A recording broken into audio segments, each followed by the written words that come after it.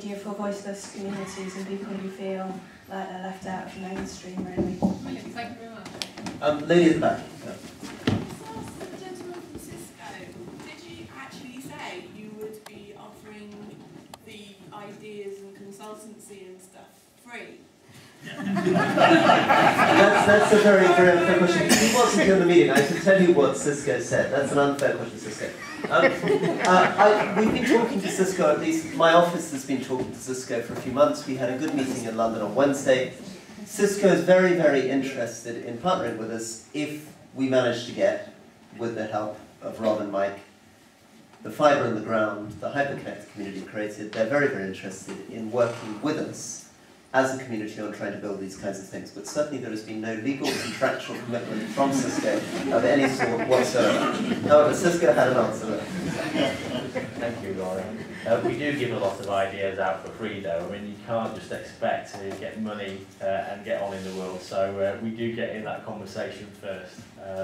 But just coming back to the lady's point there, we mustn't forget, I mentioned TV and phones. We mustn't forget these things called mobiles and text services and communications to these are very often a quick medium. So, I mean, it's... Not a mobile area either.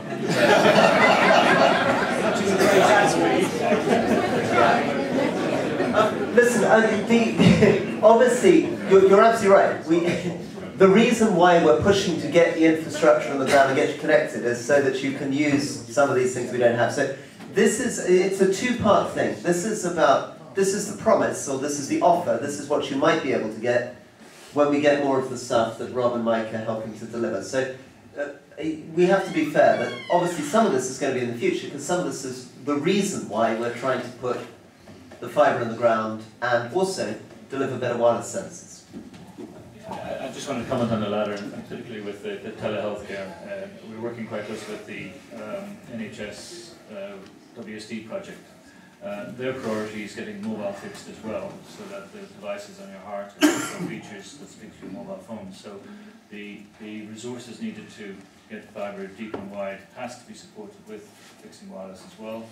And that's on our agenda. It's more problematic with some of the spectrum issues, but you've got a good MP here, which will be on our case if we don't. So I think fixing mobile, and you're a good community to shout pretty loudly if it's not being fixed. So it has to be there. And I think on the case of telecare, telemedicine, the mobile aspects are just as important.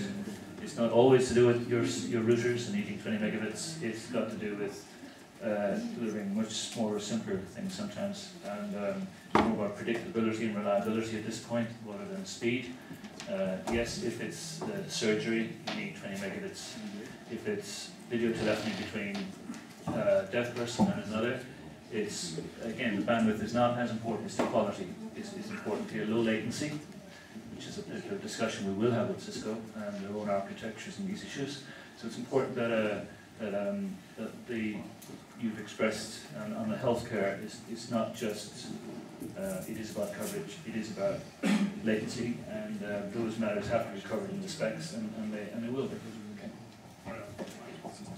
Okay, so if you could please go out that door and stop the photograph, then come back in through that door where there's some delicious tea.